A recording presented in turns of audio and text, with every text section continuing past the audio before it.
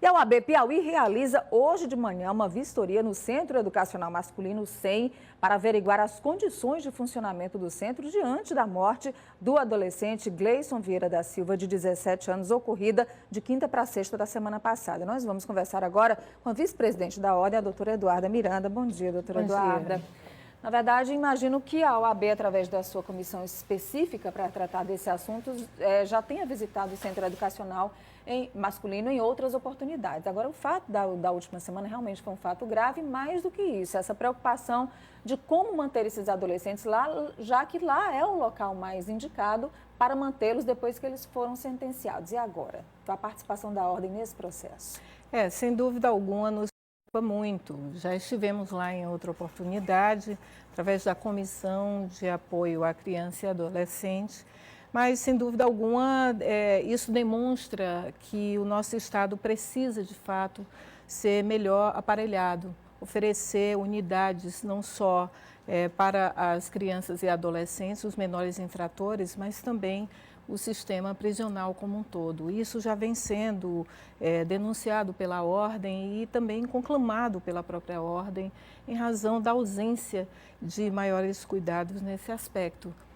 O que nós percebemos com o assassinato, com a morte desse menor infrator, é justamente a ausência de maiores alojamentos, maiores condições e melhores condições para termos um número compatível com a unidade, porque há informações que já se encontram 80 menores naquele local, quando a capacidade máxima é apenas de 64. E justamente por causa dessa superlotação, os menores de Castelo acabaram sendo colocados no mesmo alojamento, não havia espaço específico para mantê-los separados como eles estavam antes no CEIP. Depois dessa vistoria de hoje, o que a ordem vai fazer? Qual é assim, a principal atitude, iniciativa? Enquanto isso, você vai vendo algumas imagens quando os menores foram transferidos para o CEM, justamente também na semana passada, um dia antes da morte do Gleison. Claro, já temos informação que o Ministério Público solicitou a abertura de inquérito administrativo e criminal. A ordem vai fazer essa vistoria justamente para dentro da sua capacidade e da sua competência, se for o caso, ajuizar a ação civil pública.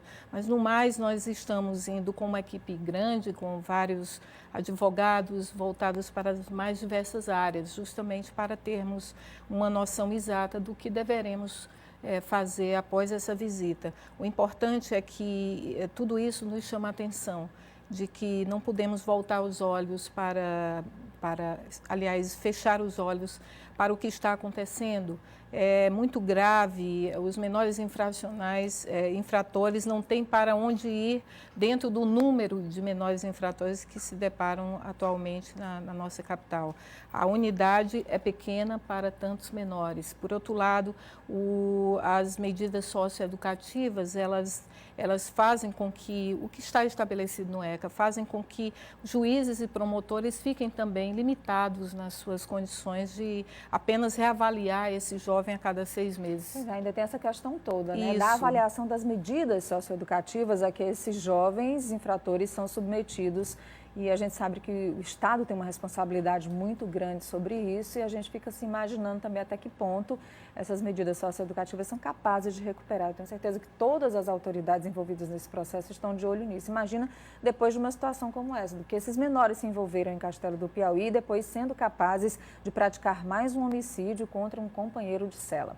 Doutora Eduarda, muito obrigada pela participação aqui. Boa visita lá e depois nos traga as novidades. Claro. Apresentaremos depois todo o relatório do que foi apurado e o que a ordem pretenderá fazer a partir do que foi levantado. Nós aguardamos então. Bom dia. Olha, daqui a pouco a gente vai voltar a falar sobre esse assunto, de uma certa forma, essa questão lá de Castelo do Piauí, porque na semana passada o Adão de Souza, que está preso na unidade de Altos, teria sido agredido. Nós vamos conversar aqui ao vivo daqui a pouco com Fagner Martins, que é o diretor de presídios da Secretaria Estadual de Justiça, e também saber que providências a Sejus e a SASC estão adotando para depois levar esses menores e abrigá-los de alguma forma no Centro Educacional Masculino.